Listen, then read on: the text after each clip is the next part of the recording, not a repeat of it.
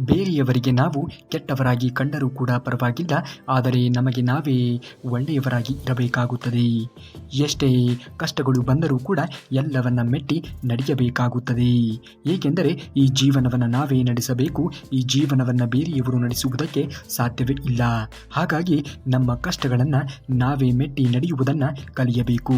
ಕಾದ ಹಂಚಿನ ಮೇಲೆ ಹನಿ ನೀರು ಬಿದ್ದರೂ ಕೂಡ ಅದು ಹಾರಿ ಹೋಗುತ್ತದೆ. ಎಲೆಯ ಮೇಲೆ ಬಿದ್ದರೆ ಹೊಳೆಯುತ್ತದೆ, ಚಿಪ್ಪಿನೊಳಗೆ ಬಿದ್ದರೆ ಮುತ್ತಾಗುತ್ತದೆ. ನಾವು ಯಾರ ಸಹವಾಸವನ್ನು ಮಾಡುತ್ತೇವೆ ಎನ್ನುವುದು ತುಂಬಾ ಮುಖ್ಯವಾಗಿ ಇರುವಂಥದ್ದು. ಒಳ್ಳೆಯ ವ್ಯಕ್ತಿಗಳ ಸಹವಾಸವನ್ನು ನಾವು ಮಾಡಿದರೆ ಜೀವನದಲ್ಲಿ ಒಳ್ಳೆಯ ಅಂಶವನ್ನು ನಾವು ಅಳವಡಿಸಿಕೊಂಡು ಜೀವನವನ್ನು ಮುಂದುವರಿಸುವುದನ್ನು ನೋಡುತ್ತೇವೆ. ಒಂದು ವೇಳೆ ಕೆಟ್ಟ ವ್ಯಕ್ತಿಗಳ ಸಹವಾಸವನ್ನು ನಾವು ಮಾಡಿದರೆ ನಮ್ಮ ಜೀವನವೂ ಕೂಡ ಕೆಟ್ಟದ್ದಾಗಿಯೇ ಮುಂದುವರಿಯುತ್ತಾ ಹೋಗುತ್ತದೆ. ಆಯ್ಕೆ ಎನ್ನುವುದು ನಿಮ್ಮ ಕೈಯಲ್ಲಿ ಇರುವಂಥದ್ದು. ಯಾವುದನ್ನು ಆಯ್ಕೆ ಮಾಡುತ್ತೀರೋ ನಿಮಗೆ ಬಿಟ್ಟಿರುವಂತಹ ವಿಚಾರ. ತೊಂದರೆ ಬಂದಾಗ ಪ್ರಾಮಾಣಿಕವಾಗಿ ಇರಿ. ಹಣವಂತಿಕೆ ಬಂದಾಗ ಸರಳವಾಗಿ ಇರಿ. ಹಕ್ಕನ್ನು ಪಡೆದ ನಂತರ ಮೌನವಾಗಿ ಇರಿ. ಕೋಪ ಬಂದಾಗ ಶಾಂತವಾಗಿ ಇರುವುದನ್ನು ಕಲಿತುಕೊಳ್ಳಿ. ಇದನ್ನೇ ಜೀವನದ ನಿರ್ವಹಣೆ ಎಂದು ಕರೆಯುತ್ತಾರೆ. ಈ ನಿರ್ವಹಣೆಯನ್ನು ಎಂದಿಗೂ ಕೂಡ ಜೀವನದಲ್ಲಿ ಮರೆಯುವುದಕ್ಕೆ ಹೋಗಲೇಬೇಡಿ. ಆಗುವುದೆಲ್ಲ ಒಳ್ಳೆಯದೇ ಆಗುತ್ತದೆ.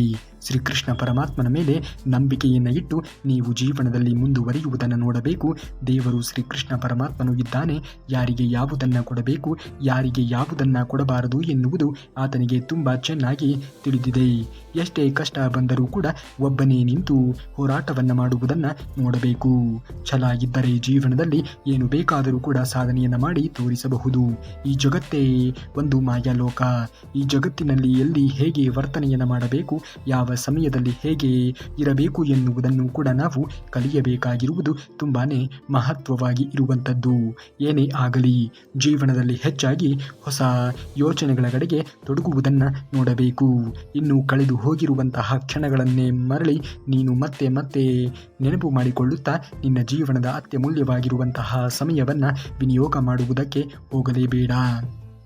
ಸುಮ್ಮನೆ ಚಿಂತೆ ಮಾಡಿ ಕೊರಗುವುದಕ್ಕೂ ಕೂಡ ಹೋಗಬೇಡ. ಮುಂದೆ ನುಗ್ಗುತ್ತಾ ಮುಂದುವರಿಯುವುದನ್ನು ನೋಡು. ನಿಮ್ಮನ್ನು ನಾಶ ಮಾಡುವುದಕ್ಕೆ ಯಾರಿಂದಲೂ ಕೂಡ ಸಾಧ್ಯವೇ ಇಲ್ಲ. ಹಾಗೆಯೇ ಸಾಧಿಸಲು ಸಮಯವನ್ನು ವ್ಯರ್ಥ ಮಾಡಬೇಕು. ಜೀವನದಲ್ಲಿ ಯಾರೋ ಏನೋ ಹೇಳುತ್ತಿದ್ದಾರೆ ಎಂದು ಅವರ ಬಗ್ಗೆಯೇ ಯೋಚನೆಗಳನ್ನು ಮಾಡುತ್ತಾ ನಿಮ್ಮ ಅತ್ಯಮೂಲ್ಯವಾಗಿರುವಂತಹ ಸಮಯವನ್ನು ಏಕೆ ಕಳೆಯುತ್ತೀರಾ ಹೇಳಿ?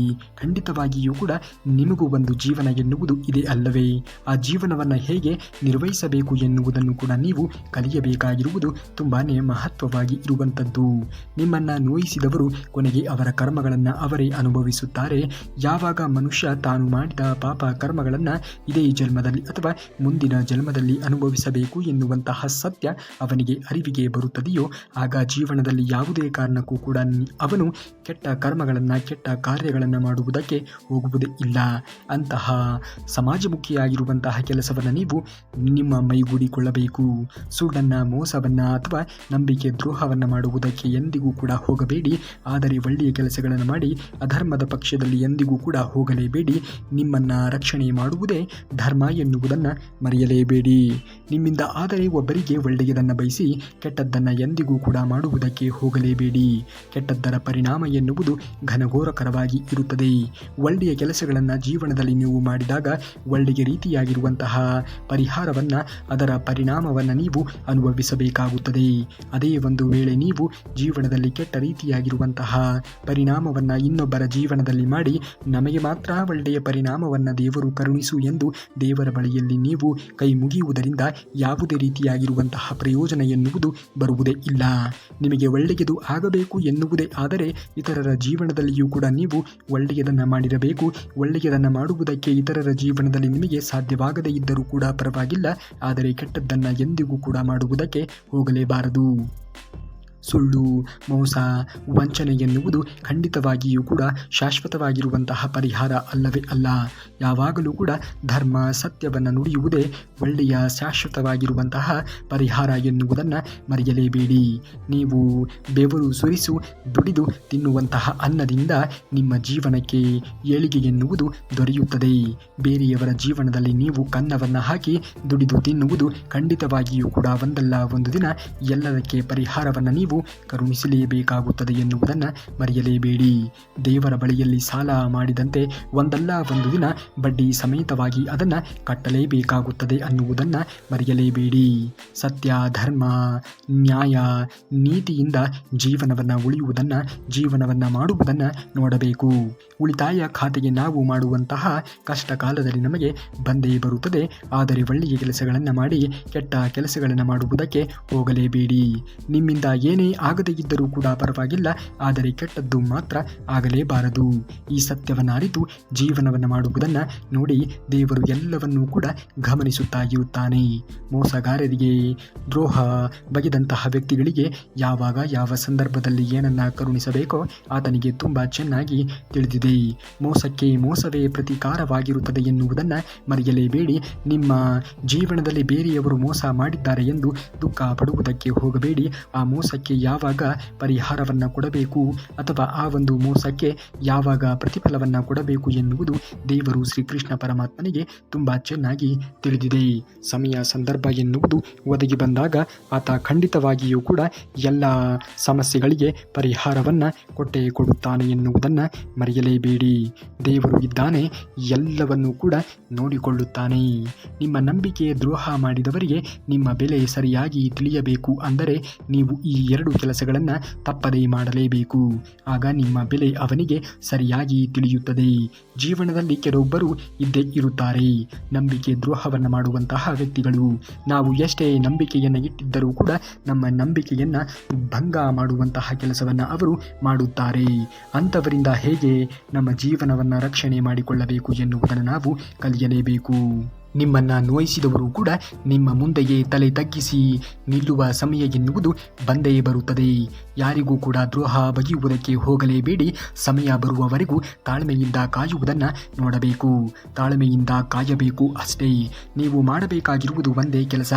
ಅವರ ಕಣ್ಣುದರೆ ಪ್ರತಿನಿತ್ಯವೂ ಕೂಡ ಪ್ರತಿ ಕ್ಷಣವೂ ಕೂಡ ಗತ್ತಿನಿಂದ ತಿರುಗಾಡಬೇಕು. ಯಾರೋ ಏನೋ ಹೇಳುತ್ತಿದ್ದಾರೆ, ನೀನು ಕೈಯಲ್ಲಿ ಆಗದೇ ಇರುವವನು, ನಿನ್ನ ಕೈಯಲ್ಲಿ ಏನೂ ಕೂಡ ಮಾಡುವುದಕ್ಕೆ ಸಾಧ್ಯವೇ ಇಲ್ಲ ಎಂದು ಹೀಯಾಳಿಸಿದವರ ಎದುರಿಗೆ ನೀನು ಗರ್ವದಿಂದ ಬೆಳೆದು ತೋರಿಸಬೇಕು. ನನ್ನಿಂದಲೂ ಕೂಡ ಎಲ್ಲವನ್ನ ಸಾಧಿಸುವುದಕ್ಕೆ ಸಾಧ್ಯ ಎನ್ನುವ ರೀತಿಯಲ್ಲಿ ನೀನು ಮೆಟ್ಟಿ ನಡೆಯುವುದನ್ನು ಕಲಿಯಬೇಕು. ಇನ್ನು 2ನೇದಾಗಿ, ನಿಮಗೆ ನಂಬಿಕೆ ದ್ರೋಹವನ್ನು ಮಾಡಿದವರಿಗೆ ನೀವು ಅವರಿಗೆ ಏನು ಮಾಡಬೇಕು? ಮೇಲೆ ಇರುವಂತಹ ಭಗವಂತ ಶ್ರೀಕೃಷ್ಣ ಪರಮಾತ್ಮನಿಗೆ ಸರಿಯಾದ ಸಮಯಕ್ಕೆ ನಂಬಿಕೆ ದ್ರೋಹವನ್ನು ಮಾಡಿದವರಿಗೆ ನಂಬಿಕೆ ದ್ರೋಹ ಆಗುವಂತೆ ಆ ಭಗವಂತ ಶ್ರೀಕೃಷ್ಣ ಪರಮಾತ್ಮನು ನೋಡಿಕೊಳ್ಳುತ್ತಾನೆ. ಯಾರ ಬಗ್ಗೆಯೂ ಕೂಡ ಯೋಚನೆಗಳನ್ನು ಮಾಡುವುದಕ್ಕೆ ಹೋಗಬೇಡಿ. ಅವನ ಇಚ್ಛೆಗೆ ಅನುಸಾರವಾಗಿ ಯಾವುದು ನಡೆಯಬೇಕೋ ಅದು ನಡೆದೇ ನಡೆಯುತ್ತದೆ. ನೀವು ಯಾವುದೇ ಕಾರಣಕ್ಕೂ ಕೂಡ ತಲೆಯನ್ನು ಕೆಡಿಸಿಕೊಳ್ಳುವುದಕ್ಕೆ ಹೋಗಬೇಡಿ. ನಿಮ್ಮ ಕೆಲಸ ಕಾರ್ಯಗಳನ್ನು ಮಾಡುತ್ತಾ ನಿಮ್ಮ ಗಮನ ಎನ್ನುವುದು ನಿಮ್ಮ ಬದುಕನ್ನು ಹೇಗೆ ಕಟ್ಟಿಕೊಳ್ಳಬೇಕು ಎನ್ನುವುದರ ಕಡೆಗೆ ಇರಬೇಕೇ ವಿನಃ ಯಾರೋ ಏನೋ ಹೇಳುತ್ತಿದ್ದಾರೆ, ಯಾರೋ ಬಂದು ಏನೋ ಮಾಡಿಬಿಡುತ್ತಾರೆ ಎಂದು ಚಿಂತೆಗೆ ಒಳಗಾಗುತ್ತಾ ಕೂರುವುದಕ್ಕೆ ಹೋಗಲೇಬಾರದು. ನೀವು ನಿಮ್ಮ ಕೆಲಸವನ್ನು ಮಾಡುತ್ತಾ ಮುಂದಕ್ಕೆ ಹೋಗಬೇಕು. ಆ ಭಗವಂತ ನೋಡುತ್ತಾ ಇದ್ದಾನೆ. ಸುಮ್ಮನೆ ನಿಮ್ಮ ಜೀವನದ ನೀವು ನೋಡಿಕೊಳ್ಳಿ. ಪರರ ಚಿಂತೆಯನ್ನು ಮಾಡುವುದಕ್ಕೆ ಹೋಗಲೇಬೇಡಿ. ನಿಮ್ಮ ಅತ್ಯಮೂಲ್ಯವಾಗಿರುವಂತಹ ಸಮಯವನ್ನು ನೀವು ನಿಮ್ಮೊಂದಿಗೆ ವಿನಿಯೋಗ ಮಾಡುವುದನ್ನು ನೋಡಬೇಕು. ಇನ್ನೊಬ್ಬರ ನೆಮ್ಮದಿಗೆ ಬೆಂಕಿಯನ್ನು ಹಚ್ಚಿ ಯಾರೂ ಕೂಡ ಭಗವಂತನಿಂದ ತಪ್ಪಿಸಿಕೊಳ್ಳುವುದಕ್ಕೆ ಸಾಧ್ಯವೇ ಇಲ್ಲ. ಇದು ಸತ್ಯವಾಗಿರುವಂತಹ ಮಾತು. ಭಗವಂತ ಶ್ರೀಕೃಷ್ಣ ಪರಮಾತ್ಮನು ಎಲ್ಲವನ್ನ ನೋಡುತ್ತಾ ಇರುತ್ತಾನೆ. ನಿಮ್ಮ ನಂಬಿಕೆಗೆ ದ್ರೋಹ ಮಾಡಿದವನಿಗೆ ನೀವು 2 ಕೆಲಸಗಳನ್ನು ತಪ್ಪದೇ ಪಾಲಿಸಿ ನೋಡಿ. ಖಂಡಿತವಾಗಿಯೂ ಕೂಡ ಜೀವನದಲ್ಲಿ ಯಾರು ನಿಮ್ಮ ನಂಬಿಕೆಗೆ ದ್ರೋಹ ಬಗೆಯುವಂತಹ ಕೆಲಸವನ್ನು ಮಾಡಿರುತ್ತಾರೆಯೋ ಅವರಿಗೆ ತಕ್ಕ ರೀತಿಯಾಗಿರುವಂತಹ ಪರಿಣಾಮವನ್ನು ದೇವರು ಶ್ರೀಕೃಷ್ಣ ಪರಮಾತ್ಮನು ಸಮಯ ಸಂದರ್ಭ ಎನ್ನುವುದು ಒದಗಿ ಬಂದಾಗ ಖಂಡಿತವಾಗಿಯೂ ಕೂಡ ಅವರು ಅದಕ್ಕಿಂತಲೂ ಕೂಡ ಹೆಚ್ಚಾಗಿ ನರಳುವ ಹಾಗೆ ಮಾಡುತ್ತಾನೆ. ನಿಮ್ಮ ಜ್ಞಾನ ಅಧಿಕವಾದಷ್ಟು ನೀವು ಅಹಂಕಾರಿಯಾಗುತ್ತಾ ಹೋದರೆ ಆ ಜ್ಞಾನದ ವಿಷದಂತೆ ನಿಮಗೆ ಕೆಲಸವನ್ನು ಮಾಡುತ್ತದೆ. ನಿಮ್ಮ ಜ್ಞಾನ ಎನ್ನುವುದು ಅಧಿಕವಾದಷ್ಟು ವಿನಮ್ರವಾಗುತ್ತಾ ಹೋದರೆ ಆ ಜ್ಞಾನವೇ ನಿಮಗೆ ಅಮೃತದಂತೆ ಕೆಲಸವನ್ನು ಮಾಡುತ್ತದೆ.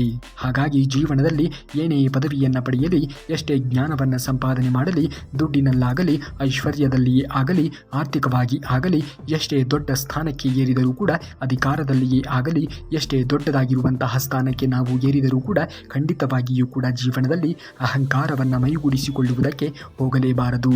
ಎಂತಹ ಅಧಿಕಾರವಾಗಿದ್ದರೂ ಕೂಡ, ಎಂತಹ ರಾಜನೇ ಆಗಿದ್ದರೂ ಕೂಡ ಅಧಿಕಾರ ಎನ್ನುವುದು ಯಾವುದೇ ಕಾರಣಕ್ಕೂ ಕೂಡ ಎಂದೆಂದಿಗೂ ಕೂಡ ಶಾಶ್ವತವಾಗಿರುವಂಥದ್ದು ಅಲ್ಲ ನೋಡಿ. ಸಮಯ ಸಂದರ್ಭ ಎನ್ನುವುದು ಕೂಡಿ ಬಂದಾಗ ಅವನು ಮೇಲೆ ಹೊರಟು ಹೋಗುವಾಗ ಯಾವುದನ್ನೂ ಕೂಡ ಜೀವನದಲ್ಲಿ ಗಳಿಸಿರುವುದರಲ್ಲಿ ಏನನ್ನೂ ಕೂಡ ತೆಗೆದುಕೊಂಡು ಹೋಗುವುದಿಲ್ಲ ಎನ್ನುವ ಸತ್ಯವನ್ನು ಅರಿತು ಜೀವನವನ್ನು ಮಾಡುವುದನ್ನು ನಾವು ನೋಡಬೇಕು. ಬಂದಿರುವುದೇ ಒಬ್ಬಂಟಿಯಾಗಿ, ನಾವು ಹೊರಟು ಹೋಗುವಾಗಲೂ ಕೂಡ ಒಬ್ಬಂಟಿಯಾಗಿಯೇ ಹೋಗುತ್ತೇವೆ ಎನ್ನುವ ಸತ್ಯವನ್ನು ಅರಿತು ಜೀವನವನ್ನು ಮಾಡುವುದನ್ನು ನೋಡಬೇಕು. ತಪ್ಪು ಎಲ್ಲರೂ ಕೂಡ ಮಾಡುತ್ತಾರೆ, ಆದರೆ ಆ ತಪ್ಪು ತಿದ್ದಿ ನಡೆಯುವುದರಲ್ಲಿ ಮನುಷ್ಯತ್ವ ಎನ್ನುವುದು ಇದೆ. ನಿಮ್ಮಿಂದ ತಪ್ಪಾಗಿದ್ದರೆ ಖಂಡಿತವಾಗಿಯೂ ಕೂಡ ಕ್ಷಮೆಯನ್ನು ಯಾಚಿಸಿ. ಬೇರೆಯವರಿಂದ ತಪ್ಪಾದರೆ ಕ್ಷಮಿಸಿ ಬಿಡುವಂತಹ ದೊಡ್ಡ ಗುಣವನ್ನು ಜೀವನದಲ್ಲಿ ಬೆಳೆಸಿಕೊಳ್ಳಬೇಕು. ಆದರೆ ಒಬ್ಬ ವ್ಯಕ್ತಿ ಒಂದು ಸಾರಿ ತಪ್ಪನ್ನು ಮಾಡಿ ಅಲ್ಲದೆ ಪದೇ ಪದೇ ತಪ್ಪನ್ನು ಮಾಡುತ್ತಾ ಇದ್ದಾನೆ ಎಂದರೆ ಅವನು ನಿಮ್ಮ ನಂಬಿಕೆಯನ್ನು ದುರ್ಬಳಕೆ ಮಾಡಿಕೊಳ್ಳುತ್ತಿದ್ದಾನೆ ಎಂದು ಅರ್ಥ. ಅಂಥವರನ್ನು ಮತ್ತೆ ಮತ್ತೆ ಕ್ಷಮಿಸುತ್ತಾ ಹೋಗುತ್ತೀರಿಯೋ, ನಿಮ್ಮ ಸಮಯವನ್ನು ವಿನಿಯೋಗ ಮಾಡುತ್ತಾ ಹೋಗುತ್ತೀರಿಯೋ, ಅಥವಾ ಅಂಥವರನ್ನು ದೂರ ತಳ್ಳಿ ನಿಮ್ಮ ಜೀವನವನ್ನು ನೀವು ಕಟ್ಟಿಕೊಳ್ಳುವುದನ್ನು ನೋಡುತ್ತೀರಿಯೋ, ಅದು ನಿಮಗೆ ಬಿಟ್ಟಿರುವಂತಹ ವಿಚಾರ. ಯಾವುದೇ ಆಗಲಿ ಈ ಸಂದರ್ಭದಲ್ಲಿ ನಾವು ಎಲ್ಲವನ್ನ ಅವಲೋಕನ ಮಾಡಬೇಕಾಗಿರುವಂಥದ್ದು ತುಂಬಾ ಅವಶ್ಯಕತೆ ಎನ್ನುವುದು ಇದೆ ನೋಡಿ. ಏಕೆಂದರೆ ಕಾಲ ಎನ್ನುವುದು ಎಲ್ಲವೂ ಕೂಡ ಬದಲಾಗಿ ಹೋಗಿದೆ. ಕಾಲಮಾನಕ್ಕೆ ತಕ್ಕಂತೆ ನಮ್ಮ ಜೀವನ ಶೈಲಿಯನ್ನು ಕೂಡ ನಾವು ಬದಲಿಸಿಕೊಳ್ಳಬೇಕಾಗಿರುವಂತಹ ಅವಶ್ಯಕತೆ ಎನ್ನುವುದು ಇದೆ. ತಪ್ಪು ಅನ್ನುವುದು ಜೀವನದ ಒಂದು ಪುಟ ಮಾತ್ರ. ಸಂಬಂಧಗಳು ಅನ್ನುವುದು ಇಡೀ ಪುಸ್ತಕ. ನಾವು ಪುಸ್ತಕವನ್ನು ಓದಬೇಕೇ ವಿನಃ ಆ ಒಂದೇ ಒಂದು ತಪ್ಪಾಗಿರುವಂತಹ ಪುಟಕ್ಕೋಸ್ಕರ ಇಡೀ ಪುಸ್ತಕವನ್ನು ಒಗೆಯುವುದಕ್ಕೆ ಹೋಗಲೇಬಾರದು. ಒಂದು ವೇಳೆ ಒಬ್ಬ ವ್ಯಕ್ತಿ ಒಳ್ಳೆಯವನಾಗಿ ಇದ್ದರೂ ಕೂಡ ಕೆಲವೊಮ್ಮೆ ತಪ್ಪುಗಳು ಆಗುವುದು ಸಹಜ. ಅಂತಹ ವ್ಯಕ್ತಿಗಳಿಂದ ಏನಾದರೂ ತಪ್ಪು ಅನಿಸಿದ್ದಲ್ಲಿ ಖಂಡಿತವಾಗಿಯೂ ಕೂಡ ಆ ವ್ಯಕ್ತಿಯನ್ನು ಕ್ಷಮಿಸಿ ಜೀವನದಲ್ಲಿ ಮುಂದುವರಿಯುವುದನ್ನು ನೋಡಿ. ಖಂಡಿತವಾಗಿಯೂ ಕೂಡ ಆ ಒಂದೇ ಒಂದು ತಪ್ಪಿನಿಂದ ಆತನ ಜೀವನವನ್ನೇ, ಆತನ ಸ್ವಭಾವವನ್ನೇ ಕೆಟ್ಟದ್ದಾಗಿ ದೂಷಿಸುವುದಕ್ಕೆ ಹೋಗಲೇಬೇಡಿ. ಜೀವನದಲ್ಲಿ ಸಹಜವಾಗಿ ಪರಿಸ್ಥಿತಿಗಳು ಒಂದೇ ರೀತಿಯಾಗಿ ಇರುವುದಿಲ್ಲ. ನೀವು ನೋಡುವಂತಹ ಪರಿಸ್ಥಿತಿಯು ಬದಲಾವಣೆ ಆಗುತ್ತಾ ಹೋಗುತ್ತದೆ. ಪರಿಸ್ಥಿತಿಗಳಿಗೆ ಅನುಗುಣವಾಗಿ ನಾವು ನಮ್ಮ ಜೀವನವನ್ನು ನಡೆಸಿಕೊಂಡು ಹೋಗುವುದನ್ನು ಕೂಡ ನಾವು ಕಲಿಯಲೇಬೇಕಾಗುತ್ತದೆ ಎನ್ನುವುದನ್ನು ಮರೆಯಬೇಡಿ. ಬದುಕಿಗೆ ನನಗೊಬ್ಬ ಒಳ್ಳೆಯ ಗುರು ಇಲ್ಲವೆಂದು ಎಂದಿಗೂ ಕೂಡ ದುಃಖಗೊಳ್ಳುವುದಕ್ಕೆ ಹೋಗಬೇಡಿ. ನಾವು ಜೀವನದಲ್ಲಿ ಮಾಡುವಂತಹ ತಪ್ಪುಗಳೇ ಎಷ್ಟೋ ಒಳ್ಳೆಯ ಪಾಠವನ್ನು ನಮಗೆ ಕಲಿಸುತ್ತಾ ಹೋಗುತ್ತದೆ. ನಮ್ಮ ಜೀವನ ಎನ್ನುವುದೇ ಹಾಗೆ ನೋಡಿ.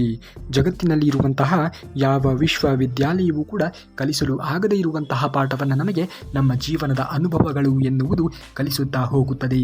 ಆದ್ದರಿಂದ ಅನುಭವಗಳಿಂದ ನಾವು ಕಲಿತಿರುವಂತಹ ಪಾಠವನ್ನು ಯಾವುದೇ ಕಾರಣಕ್ಕೂ ಕೂಡ ಮರೆಯುವುದಕ್ಕೆ ಹೋಗಲೇಬಾರದು. ಆದ್ದರಿಂದ ಪಾಠ ಕಲಿತು ಜೀವನವನ್ನು ನಡೆಸಿಕೊಂಡು ಹೋಗುವುದನ್ನು ನಾವು ನೋಡಬೇಕು. ಜೀವನದಲ್ಲಿ ಮೂರ್ಖನಿಗೆ ಯಾವತ್ತಿಗೂ ಕೂಡ ಉತ್ತರಿಸುವುದಕ್ಕೆ ಹೋಗಲೇಬೇಡ. ಬುದ್ಧಿವಂತನನ್ನು ತಿರಸ್ಕರಿಸಲೇಬೇಡ. ಒಳ್ಳೆಯದನ್ನು ಯಾವತ್ತೂ ಕೂಡ ಕೈ ಬಿಡಲೇಬೇಡ. ಕೆಟ್ಟವರನ್ನು ಎಂದಿಗೂ ಕೂಡ ಸ್ವೀಕಾರದ ಮನೋಭಾವನೆಯಿಂದ ಮತ್ತೆ ಮತ್ತೆ ಅವರನ್ನು ನಂಬಿ ನಿನ್ನ ಜೀವನವನ್ನು ಹಾಳು ಮಾಡಿಕೊಳ್ಳುವುದಕ್ಕೆ ಹೋಗಲೇಬೇಡ. ಕೆಟ್ಟವರನ್ನು ಅವರ ಪಾಡಿಗೆ ಅವರನ್ನು ಬಿಟ್ಟು ಬಿಡು. ಏಕೆಂದರೆ ಅವರು ಸರಿ ಹೊಂದುವುದಕ್ಕೆ ಸಾಧ್ಯವೇ ಇಲ್ಲ. ಹಾಗಾಗಿಯೇ ಅವರನ್ನು ಕೆಟ್ಟವರು ಎಂದು ಕರೆಯುವುದಕ್ಕೆ ಸಾಧ್ಯವಾದೀತು. ಬದುಕೇ ಒಂದು ರೀತಿಯ ಹೋರಾಟ. ಈ ಹೋರಾಟದಲ್ಲಿ ನಾವು ಮಾಡುವಂತಹ ಕಾರ್ಯವನ್ನು ನಾವು ಪ್ರಾಮಾಣಿಕವಾಗಿ ಮಾಡಬೇಕು. ಏನು ಆಗಬೇಕು ಅದು ಆಗೇ ಆಗುತ್ತದೆ. ಅದನ್ನು ತಪ್ಪಿಸುವುದಕ್ಕೆ ಯಾರಿಂದಲೂ ಕೂಡ ಸಾಧ್ಯವೇ ಇಲ್ಲ. ಈ ಸತ್ಯವನ್ನು ಅರಿತು ನಾವು ಜೀವನವನ್ನು ಮಾಡುವುದನ್ನು ನೋಡಬೇಕು. ಖಂಡಿತವಾಗಿಯೂ ಕೂಡ ಆಗುವುದೆಲ್ಲ ಒಳ್ಳೆಯದೇ ಆಗುತ್ತದೆ. ಶ್ರೀಕೃಷ್ಣ ಪರಮಾತ್ಮನು ಇದ್ದಾನೆ. ಅವನು ಎಲ್ಲವನ್ನೂ ಕೂಡ ನೋಡಿಕೊಳ್ಳುತ್ತಾನೆ. ಅವನ ಮೇಲೆ ನಂಬಿಕೆಯನ್ನು ಇಟ್ಟು ನಿಮ್ಮ ಕೆಲಸ ಕಾರ್ಯಗಳನ್ನು ಮಾಡುತ್ತಾ ಮುಂದುವರಿಯುವುದನ್ನು ನೋಡಿ. ಎಲ್ಲರೂ ಕೂಡ ಹೇಳುತ್ತಾರೆ, ಮನುಷ್ಯ ಖಾಲಿ ಕೈಯಲ್ಲಿ ಬರುತ್ತಾನೆ, ಹೋಗುವಾಗಲೂ ಕೂಡ ಖಾಲಿ ಕೈಯಲ್ಲಿ ಹೋಗುತ್ತಾನೆ ಎಂದು. ಆದರೆ ಮನುಷ್ಯ ಬರುವಾಗ ಭಾಗ್ಯದ ಜೊತೆಯಲ್ಲಿ ಬಂದಿರುತ್ತಾನೆ. ಹೊರಟು ಹೋಗುವಾಗ ತಾನು ಇಡೀ ಜೀವನದಲ್ಲಿ ಮಾಡಿರುವಂತಹ ಕರ್ಮ ಫಲಗಳನ್ನು ಹೊತ್ತಿಕೊಂಡು ಹೋಗುತ್ತಾನೆ. ಹಾಗಾಗಿಯೇ ಹೇಳುವುದು, ಜೀವನದಲ್ಲಿ ನಾವು ಮಾಡುತ್ತಿರುವಂತಹ ಕರ್ಮ ಫಲಗಳನ್ನು ಸರಿಯಾದ ರೀತಿಯಲ್ಲಿ ನೋಡಿ ಮಾಡಬೇಕು ಎಂದು.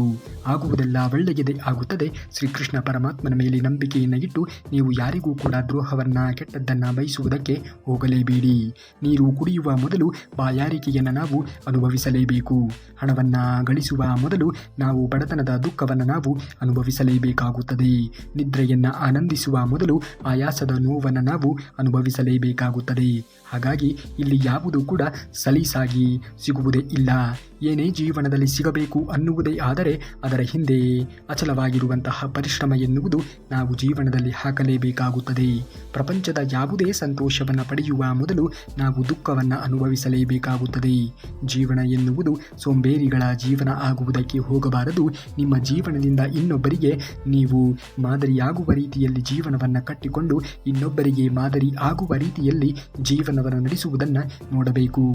ಯಾರಿಗೆ ಜೀವನದಲ್ಲಿ ಆರಾಮದಾಯಕವಾಗಿ ಇರುವುದಕ್ಕೆ ಇಷ್ಟ ಇರುವುದಿಲ್ಲವೋ ಅವನಿಗೆ ಶ್ರಮ ಪಡುವುದು ಇಷ್ಟ ಇರುವುದೇ ಇಲ್ಲ.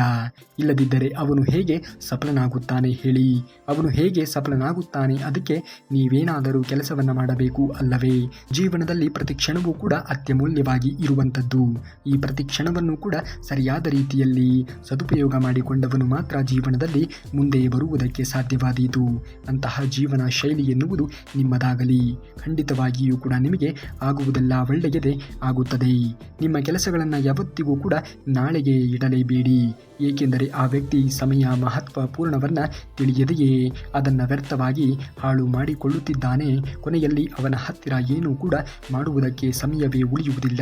ಜೀವನದಲ್ಲಿ ಸಮಯವನ್ನು ಸರಿಯಾದ ರೀತಿಯಲ್ಲಿ ಸದುಪಯೋಗ ಮಾಡಿಕೊಳ್ಳುವುದನ್ನು ನೋಡಬೇಕು. ಯಾರೋ ಹೇಳುತ್ತಿದ್ದಾರೆ ಎಂದು ನಿಮ್ಮ ಜೀವನವನ್ನು ನೀವು ವಿನಿಯೋಗ ಮಾಡುವುದಕ್ಕೆ ಹೋಗಬಾರದು. ನೀವು ಏನೇ ವಿನಿಯೋಗವನ್ನು ಮಾಡಿದರೂ ಕೂಡ ಸರಿಯಾದ ರೀತಿಯಲ್ಲಿ ನೋಡಿಯೇ ವಿನಿಯೋಗವನ್ನು ಮಾಡುವುದಕ್ಕೆ ಹೋಗಬೇಕು. ಯಾವುದೇ ವ್ಯಕ್ತಿ ತನ್ನ ಜೀವನದಲ್ಲಿ ಸಫಲನಾದರೆ ಅದಕ್ಕೆ ಎಲ್ಲದಕ್ಕಿಂತ ಮುಖ್ಯವಾಗಿ ಇರುವಂತಹ ಕಾರಣ ಇದ್ದೇ ಇರುತ್ತದೆ. ತನ್ನಲ್ಲಿ ಭರವಸೆ ಇಲ್ಲದೆ ಬೇರೊಂದು ಜೀವನದಲ್ಲಿ ಅದೇ ವ್ಯಕ್ತಿ ಸಫಲನಾಗುತ್ತಾನೆ. ಯಾರಿಗೆ ತನ್ನ ಮೇಲೆ ಭರವಸೆ ಎನ್ನುವುದು ಇರುತ್ತದೆಯೋ ಅವನು ಖಂಡಿತವಾಗಿಯೂ ಕೂಡ ಜೀವನದಲ್ಲಿ ಏನೋ ಒಂದು ವಿಭಿನ್ನವಾಗಿರುವುದನ್ನೇ ಸಾಧಿಸುತ್ತಾನೆ. ಅಂತಹ ಸಾಧಿಸುವಿಕೆಯ ಗುಣ ಎನ್ನುವುದು ನಿಮ್ಮಲ್ಲಿ ಅಡಗಿರಬೇಕು. ಜೀವನದಲ್ಲಿ ಖಂಡಿತವಾಗಿಯೂ ಕೂಡ ಆಗ ಆಗುವುದೆಲ್ಲ ಒಳ್ಳೆಯದೇ ಆಗುತ್ತದೆ ಎನ್ನುವುದನ್ನು ಮರೆಯಲೇಬೇಡಿ. ಯಾವ ವ್ಯಕ್ತಿಗೂ ಕೂಡ ನಿಮ್ಮಿಂದ ಕೆಟ್ಟದ್ದು ಆಗಲೇಬಾರದು. ನೀವು ಹೋದ ಜಾಗಲೆಲ್ಲ ನಿಮಗೆ ಪ್ರಶಂಸೆ ಎನ್ನುವುದು ತುಂಬಿ ತುಂಬಿ ಬರಬೇಕು. ಯಾವ ವ್ಯಕ್ತಿಗೆ ತನ್ನ ಮೇಲೆ ಭರವಸೆ ಎನ್ನುವುದು ಇರುವುದಿಲ್ಲವೋ ಅವನು ಯಾವತ್ತಿಗೂ ಕೂಡ ಜೀವನದಲ್ಲಿ ಮುಂದೆ ಬರುವುದಕ್ಕೆ ಸಾಧ್ಯವೇ ಆಗುವುದಿಲ್ಲ. ತನ್ನ ಮೇಲೆ ತನಗೆ ಭರವಸೆ ಎನ್ನುವುದು ಇರಬೇಕು. ಆಗ ಮಾತ್ರ ಜೀವನದಲ್ಲಿ ನಾವು ಏನನ್ನಾದರೂ ಒಂದನ್ನು ಸಾಧನೆ ಮಾಡಿ ತೋರಿಸುವುದಕ್ಕೆ ಸಾಧ್ಯವಾದೀತು. ನಿನ್ನ ಭಾಗ್ಯದಲ್ಲಿ ಏನು ಇದೆಯೋ ಅದೇ ನಿನ್ನ ಪಾಲಿಗೆ ಸಿಕ್ಕೇ ಸಿಗುತ್ತದೆ. ನಿನ್ನದು ಯಾವುದು ಅಲ್ಲವೋ ನೀನು ಎಷ್ಟೇ ರೀತಿಯಲ್ಲಿ ಪ್ರಚಾರವನ್ನಾಗಲಿ, ಎಷ್ಟೇ ರೀತಿಯಲ್ಲಿ ವಿಚಾರವನ್ನಾಗಲಿ, ಎಷ್ಟೇ ರೀತಿಯಲ್ಲಿ ಮಾರ್ಗವನ್ನು ಬದಲಿಸಿ ನೋಡುವುದೇ ಆಗಲಿ, ಏನೇ ಮಾಡಿದರೂ ಕೂಡ ಅದು ನಿನಗೆ ಸಿಗುವುದಕ್ಕೆ ಸಾಧ್ಯವೇ ಇಲ್ಲ. ಯಾವುದು ನಿನಗೆ ಸಿಗಬೇಕು ಎಂದು ಬರೆದಿರುತ್ತದೆಯೋ ಅದು ನಿನಗೆ ಕಾಲಕ್ರಮೇಣವಾಗಿ ಸಿಕ್ಕೇ ಸಿಗುತ್ತದೆ. ಚಿಂತೆಯನ್ನು ಮಾಡುವುದನ್ನು ಬಿಟ್ಟು ಬಿಡು. ಜೀವನ ಎನ್ನುವುದೇ ಅತ್ಯಮೂಲ್ಯವಾಗಿ ಇರುವಂಥದ್ದು. ಮನುಷ್ಯರು ತಾವು ಮಾಡಿರುವಂತಹ ಕರ್ಮದ ಫಲಗಳನ್ನು ಈ ಜನ್ಮದಲ್ಲಿಯೇ ಅಥವಾ ಮುಂದಿನ ಜನ್ಮದಲ್ಲಿ ಅನುಭವಿಸಲೇಬೇಕಾಗುತ್ತದೆ ಎನ್ನುವಂತಹ ಅರಿವು ನಮ್ಮಲ್ಲಿ ಬಂದಾಗ ಖಂಡಿತವಾಗಿಯೂ ಕೂಡ ಮನುಷ್ಯರು ಕೆಟ್ಟದ್ದನ್ನು ಮಾಡುವುದಕ್ಕೆ ಹೋಗುವುದೇ ಇಲ್ಲ. ಒಳ್ಳೆಯ ಕೆಲಸಗಳನ್ನು ಮಾಡಬೇಕು. ಯಾರಿಗೂ ಕೂಡ ನಮ್ಮಿಂದ ಕೆಟ್ಟದ್ದು ಎನ್ನುವುದು ಆಗಲೇಬಾರದು. ಈ ವಾಸ್ತವಿಕವಾಗಿರುವಂತಹ ಅಂಶವನ್ನು ನಮ್ಮ ಜೀವನದಲ್ಲಿ ನಾವು ಅಳವಡಿಸಿಕೊಂಡು ಮುಂದುವರಿಯುವುದನ್ನು ನೋಡಬೇಕು. ಆಗ ಮಾತ್ರ ಜೀವನದಲ್ಲಿ ನಾವು ಬೆಳವಣಿಗೆಯನ್ನು ಹೊಂದುವುದಕ್ಕೆ ಸಾಧ್ಯವಾದೀತು ಎನ್ನುವ ಸತ್ಯವನ್ನು ಅರಿತು ಜೀವನವನ್ನು ಮಾಡುವುದನ್ನು ನೋಡಿ. ಮನುಷ್ಯರೇ ಹಾಗೆ, ತಮಗೆ ಯಾವುದು ಬೇಕೋ ಅದರ ಬಗ್ಗೆ ಮಾತ್ರ ಗಮನವನ್ನು ಕೊಡುತ್ತಾರೆ. ಯಾರೋ ಬಂದು ನಿಮ್ಮ ಬಗ್ಗೆ ಕನಿಕರವನ್ನು ತೋರಿಸುತ್ತಿದ್ದಾರೆ, ನಿಮ್ಮ ಕೆಟ್ಟ ಸಮಯದಲ್ಲಿಯೂ ಕೂಡ ನಿಮ್ಮ ಜೊತೆಯಲ್ಲಿಯೇ ನಿಂತಿದ್ದಾರೆ ಎಂದರೆ ಖಂಡಿತವಾಗಿಯೂ ಕೂಡ ಅವರು ಒಳ್ಳೆಯ ವ್ಯಕ್ತಿ, ಒಳ್ಳೆಯ ಮನಸ್ಸನ್ನು ಹೊಂದಿರುವಂತಹ ವ್ಯಕ್ತಿ. ಕೆಟ್ಟ ರೀತಿಯಾಗಿರುವಂತಹ ಯೋಚನೆಗಳನ್ನು ಮಾಡುವಂತಹ ವ್ಯಕ್ತಿ ಎಂದಿಗೂ ಕೂಡ ನಿಮ್ಮ ಬಳಿಯಲ್ಲಿ ನಿಮ್ಮ ಕೆಟ್ಟ ಪರಿಸ್ಥಿತಿಯ ಸಮಯದಲ್ಲಿ ಇರುವುದೇ ಇಲ್ಲ. ಅಂಥವರನ್ನು ಎಂದಿಗೂ ಕೂಡ ಜೀವನದಲ್ಲಿ ಸೇರಿಸಿಕೊಳ್ಳುವುದಕ್ಕೆ ಹೋಗಲೇಬೇಡಿ. ಹಿಂತಿರುಗಿ ಚರಿತ್ರೆಯನ್ನು ಒಮ್ಮೆ ನೋಡಿದರೆ ಅವರಲ್ಲಿ ಗೆದ್ದವರಿಗೆ ಗೆಲುವಿನ ಸ್ಥಾನ ಎನ್ನುವುದು ಇರುತ್ತದೆ, ಸೋತವರಿಗೆ ಇಂಥವನೊಂದಿಗೆ ಸೆಣಸಾಡಿ ಸೋತ ಎನ್ನುವಂತಹ ಸ್ಥಾನ ಎನ್ನುವುದು ಇರುತ್ತದೆ. ಆದರೆ ಅದೇ ಒಂದು ರಂಗದಲ್ಲಿ ನಿಂತುಕೊಂಡು ನೋಡಿದವರಿಗೆ, ನಕ್ಕು ಟೀಕೆ ಟಿಪ್ಪಣಿಗಳನ್ನು ಮಾಡಿದವರಿಗೆ ಯಾವುದೇ ರೀತಿಯಾಗಿಯೂ ಕೂಡ ಚರಿತ್ರೆಯಲ್ಲಿ ಜಾಗ ಎನ್ನುವುದು ದೊರಕುವುದೇ ಇಲ್ಲ. ಹಾಗಾಗಿ ಒಳ್ಳೆಯ ಕೆಲಸಗಳನ್ನು ಮಾಡಿ ಒಳ್ಳೆಯ ಅಭಿಪ್ರಾಯವನ್ನು ಜೀವನದಲ್ಲಿ ಅಳವಡಿಸಿಕೊಳ್ಳಿ. ನಮ್ಮ ಸುತ್ತಮುತ್ತಲೂ ಕೂಡ ಒಳ್ಳೆಯ ಸಂಬಂಧವನ್ನು ಹೊಂದಿಕೊಳ್ಳುವುದನ್ನು ನೋಡಬೇಕು. ಯಾವುದೇ ಕಾರಣಕ್ಕೂ ಕೂಡ ಕೆಟ್ಟ ಅಂಶಗಳು ನಮ್ಮ ಜೀವನದ ಮೇಲೆ ಪರಿಣಾಮವನ್ನು ಬೀರದೇ ಇರುವ ರೀತಿಯಲ್ಲಿ ನೋಡಿಕೊಳ್ಳಬೇಕು.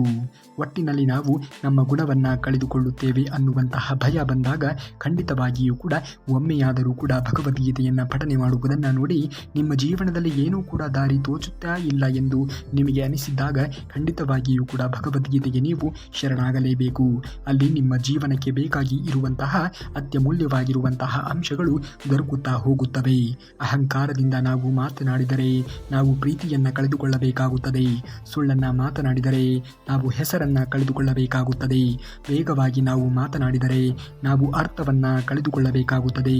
ಎಲ್ಲಿ ಹೇಗೆ ಮಾತನಾಡಬೇಕು ಎನ್ನುವುದನ್ನು ಅರಿತು ಜೀವನವನ್ನು ಮುಂದುವರಿಸುವುದನ್ನು ನಾವು ನೋಡಲೇಬೇಕು. ಅಂದಾಗ ಮಾತ್ರ ನಾವು ಬದುಕಿನಲ್ಲಿ ಏನಾದರೂ ಒಂದು ವಿಶೇಷವಾಗಿರುವುದನ್ನು ಸಾಧಿಸಿ ತೋರಿಸುವುದಕ್ಕೆ ನಮ್ಮನ್ನು ನಂಬಿದವರಿಗೆ ಅವರ ಜೀವನಕ್ಕೂ ಕೂಡ ಏನಾದರೂ ಒಂದು ವಿಶೇಷವಾಗಿರುವುದನ್ನು ಮಾಡುವುದಕ್ಕೆ ಸಾಧ್ಯವಾದೀತು. ಪ್ರೀತಿಯಿಂದ ಮಾತನಾಡಿ, ನೀವು ಕಳೆದುಕೊಂಡಿರುವುದೆಲ್ಲವನ್ನೂ ಕೂಡ ಮರಳಿ ಪಡೆಯುತ್ತೀರಾ. ಆಗುವುದೆಲ್ಲ ಒಳ್ಳೆಯದೇ ಆಗುತ್ತದೆ. ಶ್ರೀಕೃಷ್ಣ ಪರಮಾತ್ಮನ ಮೇಲೆ ನಂಬಿಕೆಯನ್ನು ಇಟ್ಟು ನಿಮ್ಮ ಕೆಲಸ ಕಾರ್ಯಗಳನ್ನು ಮಾಡುತ್ತಾ ಮುಂದುವರಿಯುವುದನ್ನು ನೋಡಿ ಖಂಡಿತವಾಗಿಯೂ ಕೂಡ ಒಳ್ಳೆಯದೇ ಆಗಲಿ. ನೀವೇನಾದರೂ ಶ್ರೀಕೃಷ್ಣ ಪರಮಾತ್ಮನ ಭಕ್ತರೇ ಆಗಿದ್ದರೆ ತಪ್ಪದೆ ಈ ವಿಡಿಯೋಗೆ ಒಂದು ಲೈಕನ್ನು ಮಾಡಿ ಹಾಗೂ ಜೈ ಶ್ರೀಕೃಷ್ಣ ಪರಮಾತ್ಮ ಎಂದು ಕಮೆಂಟನ್ನು ಮಾಡಿ. ಇನ್ನು ನಾಳೆ ಶ್ರೀಕೃಷ್ಣ ಪರಮಾತ್ಮನ ಮತ್ತಷ್ಟು ವಚನಾಮೃತದೊಂದಿಗೆ ಮತ್ತೆ ನಿಮ್ಮ ಮುಂದೆ ಬರುವವರೆಗೂ ಧನ್ಯವಾದ. ಕರುನಾಡಿಗೆ.